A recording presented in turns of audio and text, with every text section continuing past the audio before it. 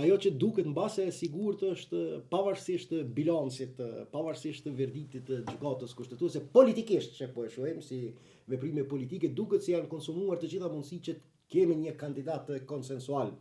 ndërmjet subjekteve parlamentare për pozitën e presidentit dhe zgjedhjet e reja po na trokasin në derë. Ato mund të kenë vonim, por nuk ka shpëtim nga ato dhe me një rrezik tjetër që e mbart, po ashtu që këto zgjedhje mbartin që vetëm ta fragmentarizojnë edhe më tepër skenën politike, vetëm ta thellojnë krizën, sepse nuk duket që ka në horizont asnjë lloj mundësie që zgjedhjet e reja që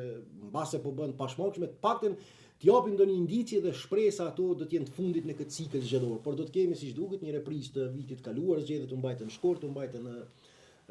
në dhjetor, mbase këto do të mbahen nuk e di tash, nuk mund ta them me siguri, por ekziston rreziku që të kemi dy palë zgjedhje të reja të jashtëzakonshme parlamentare nga dy palë zgjedhje të reja të jashtëzakonshme parlamentare edhe brenda këtij viti, duke rënduar, po sepse nuk do të prodhoj solucion politik, nuk do të prodhojnë as zgjedhjet. Përkundrazi unë jam i bindur që vetëm do ta thellojnë krizën. Do thotë një rezultat në gjyqen kutit e votimit mendoni se nuk e ndryshon gjendjen? Dëgjoj, do të ishte për shkak ajo që si e lexoj unë në situatën politike është mbase si lëvizjave të vendosje të kurrë elektoralisht paktën nër 40 deputet. Mirë, po nuk besoj që mund ndodhë kjo.